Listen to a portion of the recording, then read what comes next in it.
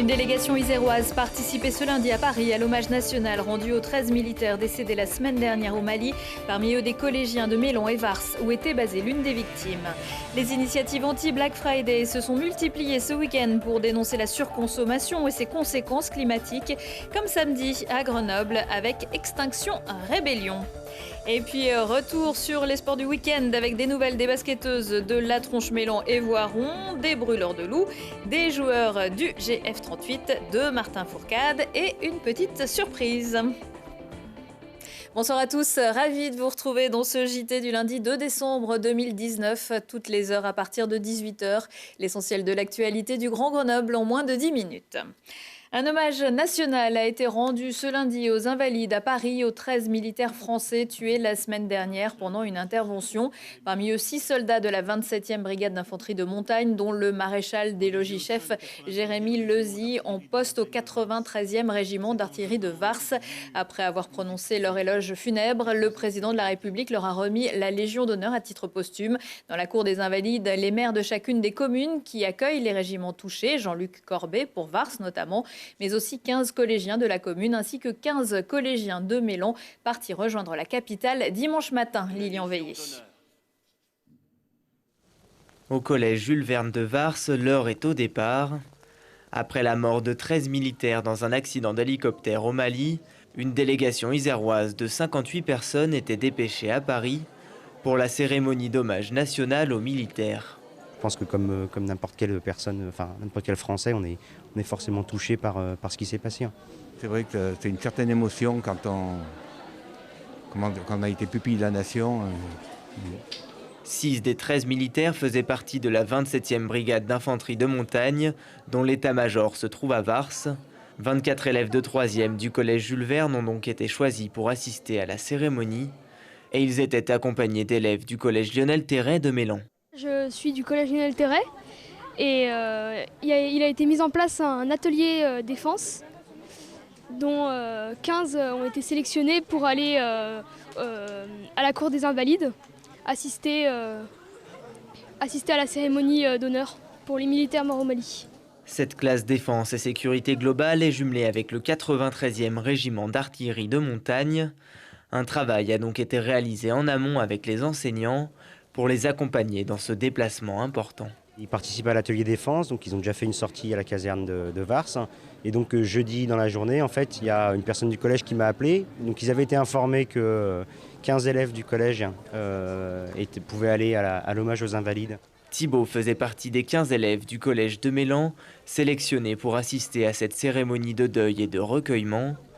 Une première pour lui et pour beaucoup de ses camarades. Tous ces jeunes rentreront en Isère mardi après une journée dont ils se souviendront certainement. La commune de Vars qui abrite également une maison d'arrêt. Les détenus ou ex-détenus qui avaient saisi le tribunal administratif de Grenoble pour faire constater par des experts l'indignité de leurs conditions de détention ont été déboutés de leur demande, mais simplement parce que les juges ont estimé que ces très mauvaises conditions étaient notoires et s'étaient même dégradées selon un rapport parlementaire d'août dernier. Les requérants peuvent donc poursuivre leur demande pour être indemnisés du préjudice subi. L'État avait déjà été condamné en 2014 pour les conditions de détention à Vars. C'est une tradition américaine liée à la fête de Thanksgiving, mais depuis 2-3 ans, les commerces, d'abord en ligne, puis les autres, s'en sont également emparés. Le Black Friday, à l'origine, une journée exceptionnelle de promotion, parfois d'arnaque, que des associations, mais aussi certains élus sont de plus en plus nombreux à dénoncer en cette période poussée à la surconsommation, d'autant qu'elle s'étend maintenant sur plusieurs jours. Lilian Veillé. Des générations sans avenir. Le spectre des espèces trépassées. Le système de production, l'extinction des espèces, la pollution. Une centaine d'activistes s'est réunie devant les grandes enseignes du centre-ville lors du Black Friday pour dénoncer la consommation à outrance. C'est contre le Black Friday. Après, c'est plus généralement pour dénoncer le système de surconsommation, de surproduction du textile, mais pas que du textile, de toute la technologie, enfin de tout. Les manifestants ont versé un mélange d'eau, de farine et de cendres pour rappeler la couleur du pétrole et de la pollution. Un moyen pour critiquer le système commercial et l'exploitation humaine à l'autre bout du monde. Mais il y a aussi l'impact humain à côté, c'est-à-dire que nous, ce qu'on va acheter à prix fort, il vaut absolument rien dans le pays. Les personnes qui ont travaillé pour produire les vêtements, par exemple, ils sont payés quelques centimes de l'heure et du coup, nous, on veut dénoncer ça aussi. Extinction! Le collectif Extinction Rébellion est également engagé dans la lutte climatique et il a souligné l'impact de la pollution sur la disparition de nombreuses espèces animales. On estime en fait que là aujourd'hui le système il va pas du tout dans le sens où il faudrait aller. On sait qu'il y a une urgence climatique absolument majeure qui se prépare et qui est déjà en cours d'ailleurs avec un écocide qui est déjà en action. Et en fait on continue d'être aveuglé par cette consommation, toujours plus. Et nous on dénonce ça aujourd'hui. On pense qu'il faudrait vraiment changer le système, être sur un système où il faudrait moins consommer plus intelligemment et réfléchir, est-ce qu'on a besoin de tout ça ? Est-ce que voilà, aujourd'hui il y a vraiment une urgence à agir. Si certains magasins sont restés ouverts, d'autres comme les Galeries Lafayette ont été contraints de fermer leurs grilles et de renoncer aux promotions du Black Friday. Et dans la région, les entrepôts d'Amazon à Satolas et Saint-Priest ont également été bloqués. Amazon qui prévoit de construire une méga plateforme de 160 000 m² près de l'aéroport de Lyon.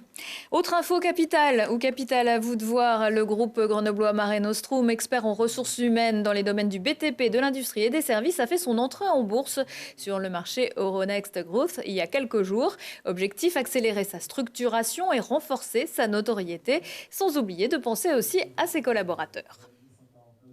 La bourse, c'est un moyen pour nous de rechercher l'excellence. Ça nous a permis de nous structurer et d'aller vers une organisation vraiment efficiente. C'est aussi une formidable visibilité. Mais il ne faut pas perdre de vue que c'est un moyen aussi de lever des fonds. Donc c'était pour Mare Nostrum, qui a toujours connu une croissance forte pendant ces 15 ans, une nécessité de pouvoir renforcer ses fonds propres pour pouvoir continuer sa croissance sereinement. Et puis historiquement, nous avons toujours associé nos managers, donc c'est une aventure aussi collective qui nous permet d'embarquer, si je puis dire, nos permanents au bout de l'histoire. Automatiquement, moi ça fait 5 ans que je suis donc dans l'entreprise. J'ai eu l'opportunité de l'intégrer grâce à notamment Nicolas. Donc c'est vrai qu'aujourd'hui j'ai envie de rendre un petit peu la monnaie de la pièce. Donc je pense que je vais acheter quelques actions. Je pense pas, je suis sûr. Pourquoi ça m'intéresse ? Personnellement, c'est pas réellement un investissement. C'est plutôt l'idée de participer et encore une fois de rendre ce qu'on m'a donné. Donc je veux investir dans le groupe à la hauteur de ce que je peux faire. Et c'est bien parti, grâce à un lancement réussi, Mare Nostrum a décidé d'augmenter la part allouée au public pour la faire passer à 33% du montant global de l'opération. Prix de l'action, 5,24 €. Et pourtant, il tourne. Lancement réussi ce matin sur la presqu'île scientifique de Grenoble pour les premiers électrons à tourner dans le nouvel anneau de stockage de l'ESRF, baptisé EBS. Les tests machines vont maintenant pouvoir débuter. Une étape importante vers la mise en place d'une nouvelle génération de synchrotrons à haute énergie, le premier synchrotron au monde de 4e génération qui doit ouvrir en août 2020. La communauté des synchrotrons sur le site de Grenoble engage 22 pays partenaires. La roue tourne à tourner, un dicton cher à nos amis sportifs. Qu'en est-il de leurs résultats du week-end ? Le résumé est préparé aujourd'hui par Lucille Dailly. Elles sont bel et bien relancées, les basketteuses de la Tronche-Mélan qui avaient remporté leur première victoire en Ligue 2 la semaine dernière. Elles confirment à l'extérieur, victoire à Calais 74-70. Elles remontent à la 9e place.